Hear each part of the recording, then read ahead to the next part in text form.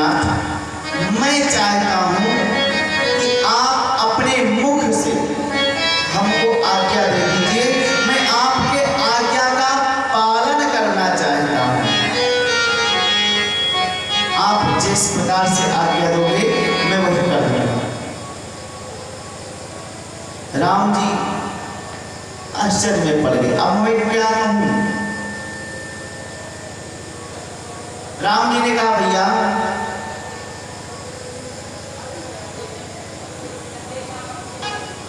यदि तुम हम पे छोड़े हो ना तो चलो हम लोग बंटवारा कर लेते हैं।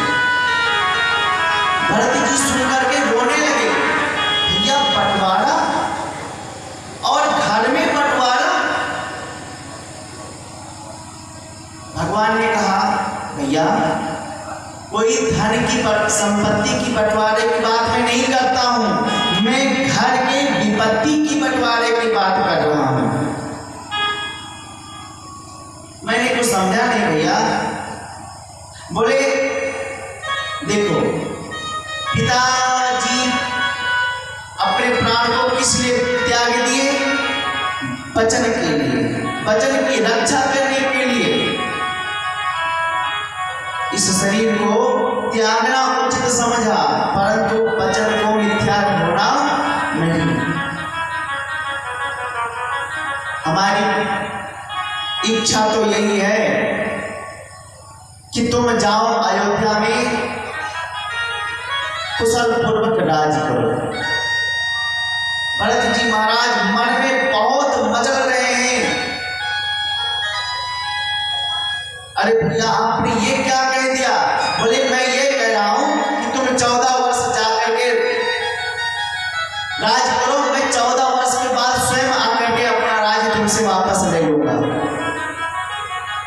भरत जी ने कहा ठीक है, मैं आपकी आज्ञा को तो मान रहा हूं, परंतु एक निवेदन में और कर रहा हूं कि 14 वर्ष से अगर एक दिन भी अगर अधिक हुआ तो ये भरत आप नहीं पाओगे।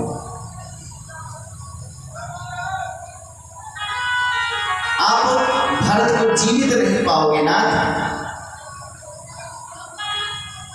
जब भगवान ने कहा ठीक है मैं 14 वर्ष के बाद में आऊंगा तुमसे मिलने के लिए। अब यहाँ पे भरत जी कुछ चाह रहे हैं। क्या चाहते हैं? कुछ निशानी चाह रहे हैं कि कुछ प्रभु का चिन्ह मिल जाए। भगवान ने लक्ष्मण को आदेश किया। कुछ संतों का मत है कि भगवान का यहाँ पे एक अवतार, नवीन अवतार हुआ है, पादुका अवतार। भगवान मानो स्वयं को चरण पादुके के रूप में परिणत करके भरत जी को दे दिया। और भरत जी पादुका को पा करके बहुत प्रसन्न हुए। पूरे समाज के साथ में भरत जी चल पड़े। एक जी प्रभु की कृपा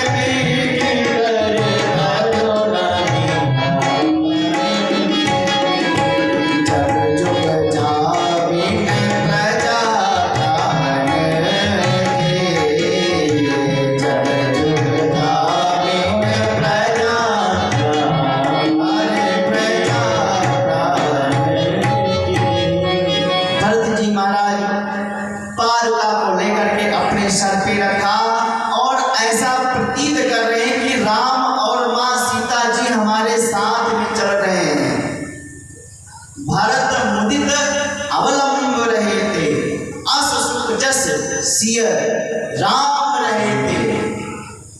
भरत जी महाराज समस्त परिकर के साथ में अयोध्या वापस आए। विचार करने लगे कि प्रभु वन में है तो मैं अयोध्या के राज में रह करके राजा कैसे बनूं? मैं राज नहीं करूंगा। तुरंत अयोध्या से बाहर नंदीग्राम, जहां भरतकुंड के नाम से विख्यात है, वहां पर जाकर के एक कुटी को बनाया, वहां पे रहने लगे। फिर मन में विचार किए कि प्रभु तो भूमि पर विश्राम करते हैं और सेवक का धर्म है कि स्वामी से नीचा रहे। एक गुफा बनाया, उसी में भरत जी विश्राम करते हैं। चरण पादुका को लेकर जाकर के और गद्दी पे विराजमान कर दिया।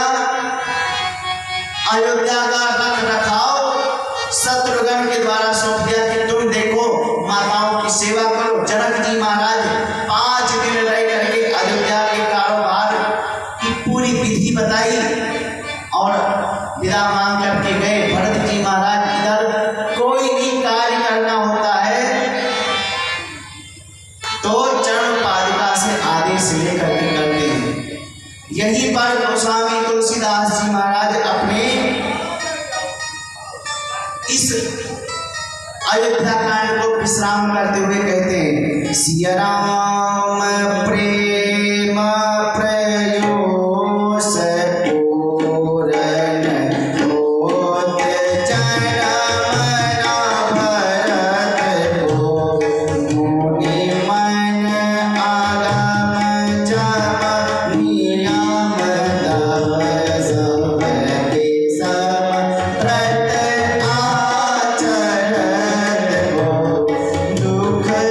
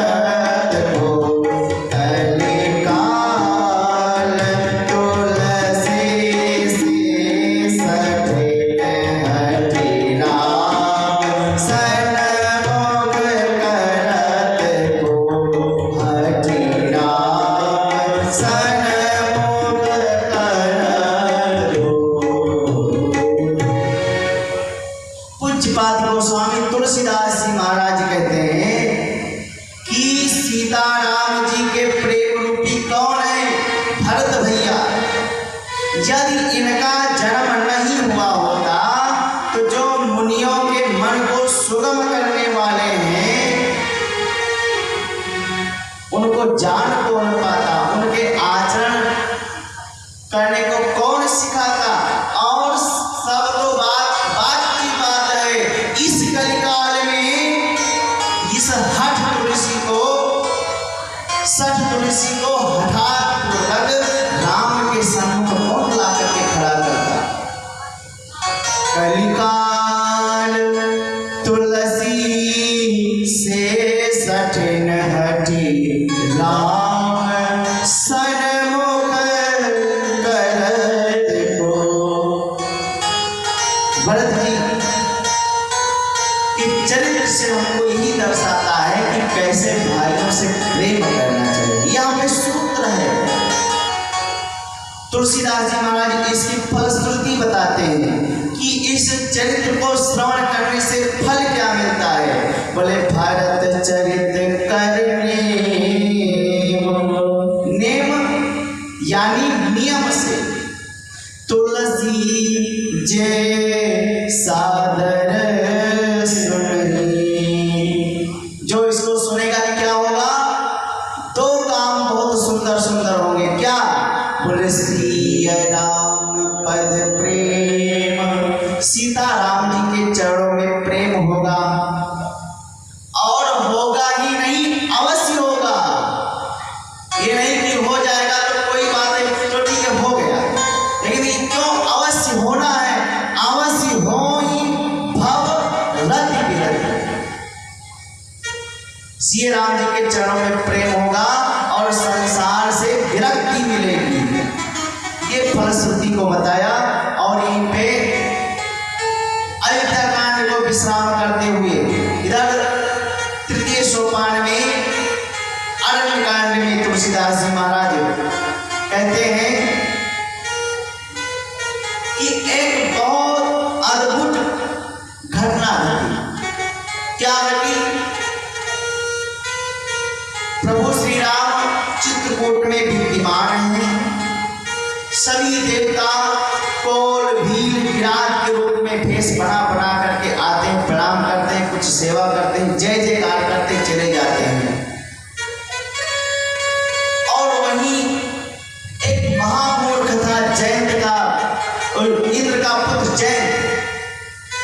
उसने जब सुना, अरे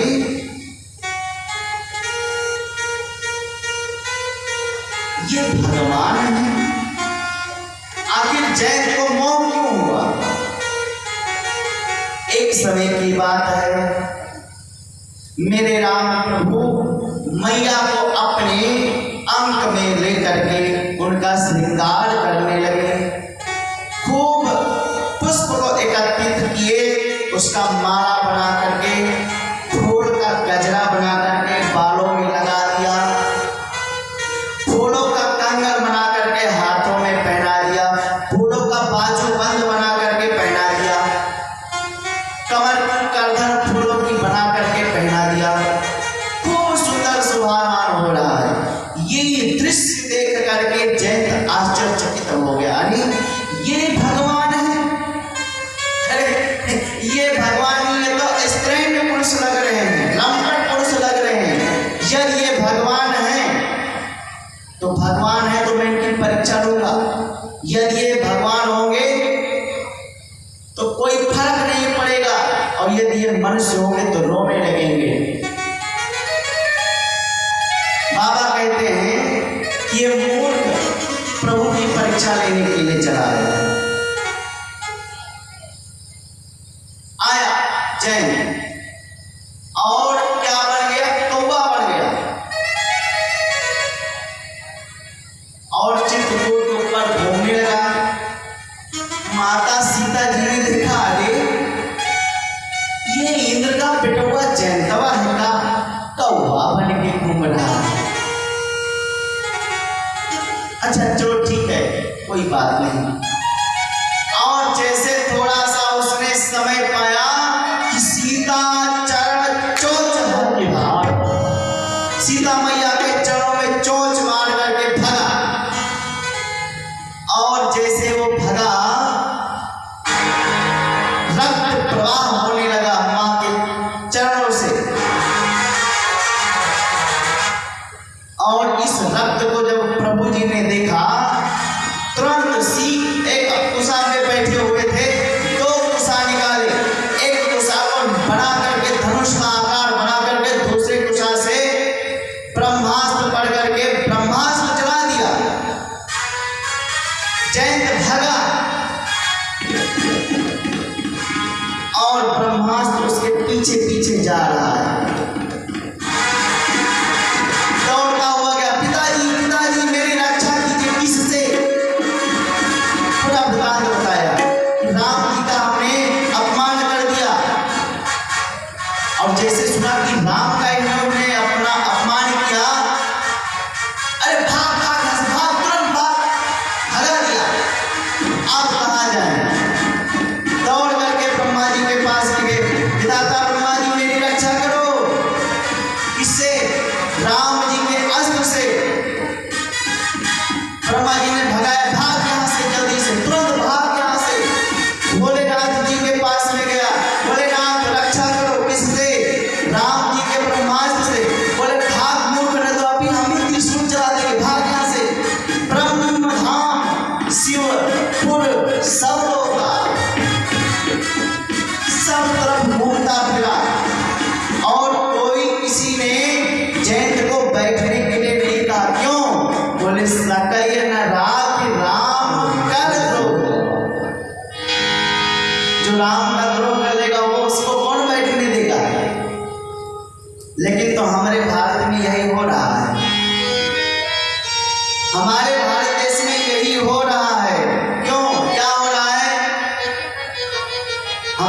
दुश्मनों को पनाह दे रहे हैं अपने घर में।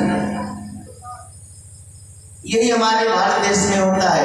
विदेशी लोग आते हैं, उनको सब अपने घर में पनाह देते हैं और वो क्या करते हैं, कुछ दिन रह करके हमारे ही भाइयों का वध करते हैं।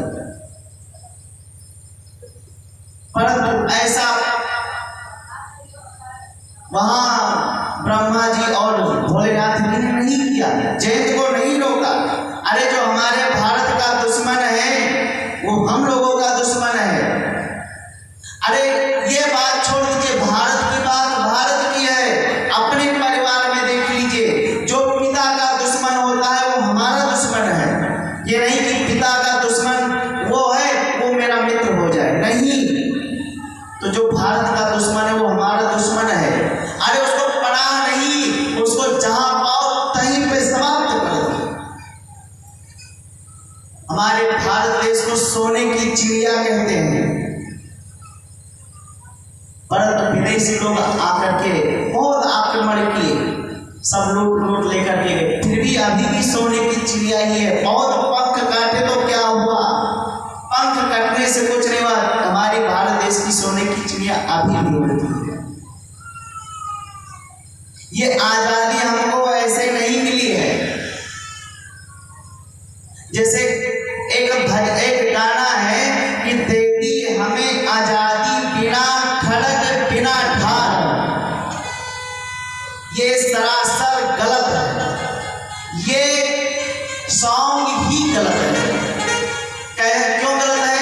अरे दे दी हमें आजादी बिना खड़ग बिना ढाल, मैंने कोई हमने बंदूक तलवार नहीं चलाई वैसे आजादी मिल गई, गलत है। अरे कितनी हमारी बहनों ने अपने भाई को खोया है, कितनी माताओं ने अपने पुत्र को खोया है, और कितनी हमारी भारत की स्त्रियां हैं जो अपने मांग को खोई है, तब जाकर के ये आजादी मिली है। और लोग कहते हैं कि दे दी हमें आजादी बिना खड़ग बिना ढाल। ओ साबरमती के संत क्या तुमने कर दिया तमाम। सीधा ये हम इस पे तो बिल्कुल विरोधी हैं इस भजन के। इधर सकहि न राम करे द्रोही, जो राम का द्रोही हो जाएगा उसको कौन पनाह देगा। परंतु जिन पर प्रभु की कृपा होती है उनको कौन बचा सकता है, और जिन पर प्रभु कुपित हो जाए उसको कौन बचा सकता है। नारद जी मिल गए, नारद देखा विकल जयंता, विकल होकर जयंत जा रहा था। सुनो सुनो उनको, कहाँ जा रहे हो? बोले महाराज रोको मत, नहीं तो वो ब्रह्मास्त्र अभी मुझे मार देगा। नारद जी ने कहा अरे मूर्ख, वो तुमको मारने आया कि तुमसे कुछ कहने आया है? अरे महाराज तुमको क्या पता, अरे चोट वही जानता है जिसको चोट लगी है, जिसको कांटा गड़ता है उसको दर्द होता है। आपको कांटा तो गड़ा नहीं है। जब उद्धव जी महाराज समझाने के लिए गोपियों को गए, विविध प्रकार से समझाया कि वो छलिया है, कपट करता है, ये है वो है, खूब समझाया। बाद में अंत में गोपियों ने यही कहा, हे उद्धव मत अइयो समझाने जागो, अरे कांटा लगे सोई जाने लगे, मतलब गड़े। तो जिसको मार पड़ी है उस चोट को वही जानता है। मैं इतने समय से भगा भगा घूम रहा हूं, मैं जानता हूं, रोके मत महाराज। बोले अरे रुको तो, अच्छा ये बताओ कब से भग रहे हो और कहां कहां गए? बोले मैं अपने पिताजी के पास में गया, ब्रह्मा जी के पास में गया, शंकर जी के पास में गया, बड़े बड़े देवता। अब आप उनको रोको मत, उनको भागने दो, अरे रुको रुको रुको। अरे बताओ अपने पिताजी के पास में गए होगे तो बताए होगे तो 2-4 मिनट तो लगा होगा। हाँ हाँ इतना तो लगा, तो वहीं पे खत्म कर देता। ठीक है, वहां नहीं खत्म कर पाया तो तुम जब ब्रह्मा जी के वहां पे गए ब्रह्मलोक में,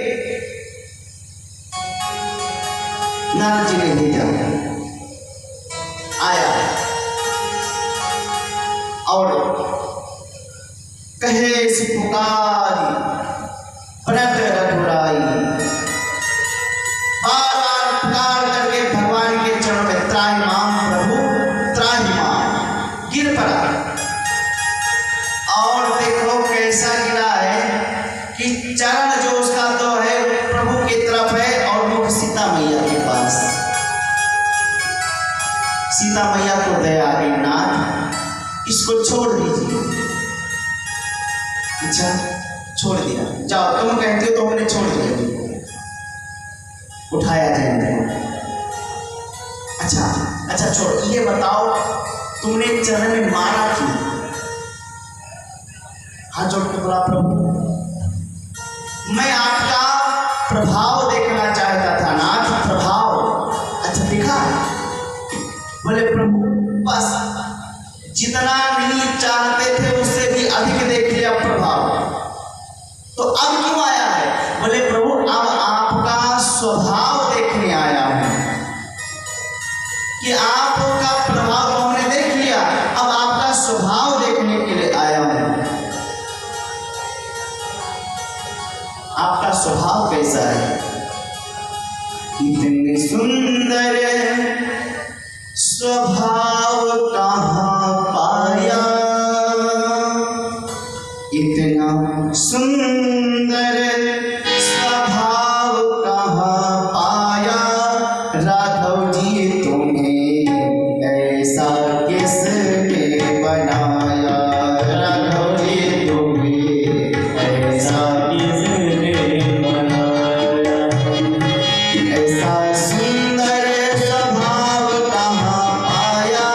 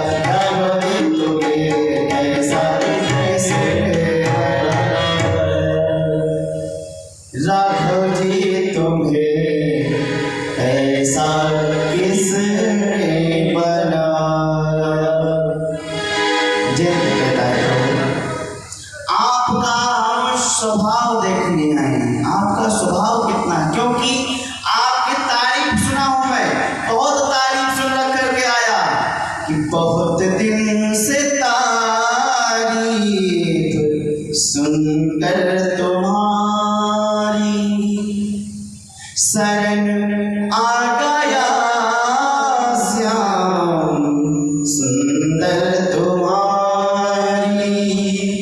बहुत दिन से तारीफ सुनकर तुम्हारी, बहुत दिन से तारीफ, बहुत दिन से तारीफ ये सुनकर तुम्हारी शरण आ गया श्याम सुंदर तुम्हारी, शरण आ गया श्याम सुंदर तुम्हारी। भगवान ने कहा भाई यदि मैं तुमको ऐसे छोड़ दूंगा तो दुनिया वाले कहेंगे राम ने अपने ब्रह्मास्त्र को छोड़ा, उनका ब्रह्मास्त्र विफल हो गया। इसलिए भोलेनाथ जी माँ पार्वती जी से कहते हैं कि एक नयन कर तजा भवानी, एक नयन उसको कर दिया अथवा एक आंख को समाप्त कर दिया। यानी और या तो इस प्रकार से समझ लीजिए कि भगवान ने उसको कहा कि अब तुम समदृष्टि से देखो, ना किसी को कम ना किसी को ज्यादा, इसलिए एक नयन कर तजा भवानी। इधर भगवान जैसे जयंत को अभय किया, भगवान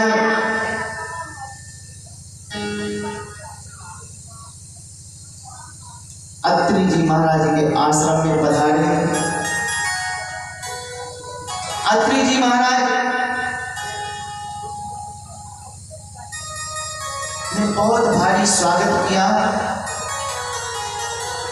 और अनुसुईया या सीता जी को लेकर के गई। अनुसुईया के पद कह सीता,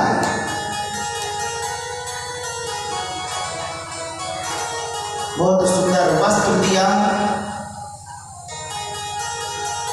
माता सीता जी को कि ये वस्त्र आप पहन लोगे तो ये कभी गंदा नहीं होगा, मैला नहीं होगा। इधर भगवान चित्रकूट को छोड़ करके विविध संतों का दर्शन करते करते पहुंच गए सर्वांग जी ऋषि के पास। सर्वांग जी को गति देने के बाद में पहुंच गए सुतीक्षण जी के पास। सुतीक्षण जी के साथ में जाकर के अगस्त जी के पास में पहुंचे। अगस्त जी ने बहुत सुंदर सुंदर शस्त्र का ज्ञान दिया, अस्त्र शस्त्र भेंट किया और कहा कि प्रभु आप दक्षिण दिशा में जाकर के अपनी कुटी को बना करके रहो, वहां पे राक्षसों का आतंक बहुत मचा है। भगवान विराट नाम के राक्षस का वध किया। भगवान ने प्रण किया कि मैं निश्चर से इस पृथ्वी को हीन करूंगा, निश्चर हीन करो मही भुज उठाय पग कीन्ह, सकल मुनि के आश्रम जाए जाए सुख दीन। भगवान सभी संतों मुनियों को सुख देते हुए आए। पंचवटी कुटी बना करके पास में वहीं पे एक गीधराज जटायु से भेंट भई। मैत्री की बताया कि तुम्हारे पिता दशरथ जी से हमारा मित्रता है, इसलिए अब तुम यहाँ पे निर्भय होकर के रहो, मैं रक्षा करूंगा। भगवान का आसन लगा। इधर एक बहुत सुंदर स्त्री आई। कौन? रावण की दीदी आई। रावण की बहन शूर्पणखा रावण के बहिनी, परंतु ये बहुत दुष्ट प्रकृति की हैं।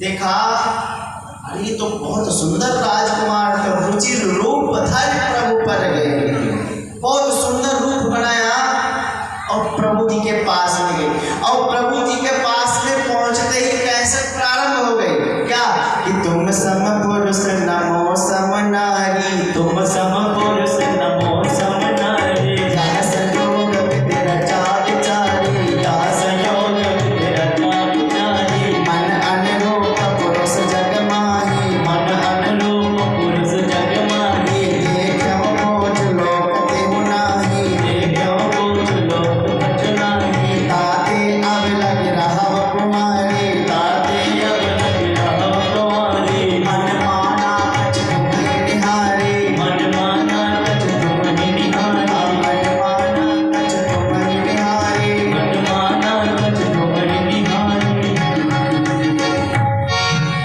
पहुंचते कैसे प्रारंभ कर दिया, क्या कहा कि तुम सम पुरुष, विधाता ब्रह्मा जी ने कहा, जब इसने कहा कि तुम सम पुरुष, विधाता ब्रह्मा जी बहुत प्रसन्न हुए, मोक्षों पे लौटने लगे। उनके बाद हमारी सृष्टि में तो एक ये मिली नहीं कहती कि तुम सम पुरुष, तुम्हारे जैसा इस संसार में कोई पुरुष नहीं है। और जब दूसरे बार ये कहा नमो सम नारी, तो ऐसे विधाता ब्रह्मा जी अपना भेजा ठोकने लगे, अरे इसको तो हमने ऐसा बनाया ही नहीं। अच्छा चलो ठीक है। और बाद अंत में ये गजब कह दिया, यह संयोग विधि रचा विचारी, ये संयोग तो ब्रह्मा जी ने बहुत सोच समझ करके लिखा है। ब्रह्मा जी आश्चर्यचकित रहे, राम राम ये सुंदरी कहती है ना, हमने इस संसार में देखो सर्वत्र घूम करके आई हूं, देखूं खोज लोक तिहु नाही, तीनों लोकों में हमने खोज लिया। और ताते अब लग रहा कुमारी, मैं अभी कुमारी हूं। और एक बात कहूं, ज्यादा सुंदर आप भी नहीं हो, थोड़ा सा बस इतनी सी मन मान गया जो तुमको हमने देख लिया, उतने भोले भाले आप भी नहीं हो उतना सुंदर। यहाँ पर विचार करने की बात है, क्या करने की बात है, विचार। एक तो ये झूठ बोल रही है, सरासर झूठ बोल रही है। अपने यहाँ पे संस्कृति है कि जब तक लड़की का विवाह ना हो जाए तब तक वो कुमारी कहलाती है, और विवाह के बाद में वो क्या हो जाती है, नारी। विवाह के बाद में नारी हो जाती है। पहुंचते ये आकर के बोल दी तुम सम पुरुष नमो सम नारी, यानी इसने पहले ठीक लगा दिया कि मैं विवाहिता हूँ, और बाद में कहती है कि ताते अब लगे रहा कुमारी, मतलब कि अभी तक मैं कुमारी हूँ। यानी कि दोनों बात को देख लीजिए, वहां पे कहती कि नारी हूँ और यहाँ पे कहती कुमारी हूँ। तो वहां पे भगवान ने जैसे सुना कि ये नारी है तो प्रसन्न हो गए, और जब कुमारी कहा तो भगवान थोड़ा सा चिंतित हुए। क्यों हुए, ये दोनों बात कह रही है, परंतु प्रभु ने उसको ध्यान से देखा नहीं कि ये देवी कौन है, नहीं देखा। किसको देखा, वाम अंग में मां सीता जी को देख करके कहा, सीता चितई कभी प्रभु बाता, क्या कहा, अहाय कुमार, हमारा छोटा जो भाई है ना मोर भ्राता, वो छोटा भाई है, अहाय कुमार मोर लघु भ्राता। एक व्यक्ति ने कहा कि महाराज यदि शूर्पणखा ने झूठ बोल दिया तो बोल दिया, राम जी ने क्यों झूठ बोला? तो एक उपमा से समझ लीजिए, दो मित्र थे, एक का नाम